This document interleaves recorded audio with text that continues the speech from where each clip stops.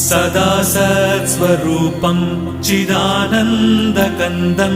जगत्सम्भवस्थानसंहारहेतुं स्वभक्तेच्छया मानुषं दर्शयन्तम् नमामीश्वरं सद्गुरुं साईनाथं नमामीश्वरं सद्गुरुं साईनाथम् भवद्ध्वान्तविध्वंसमार्ताण्डमीड्यं मनोवागतीतं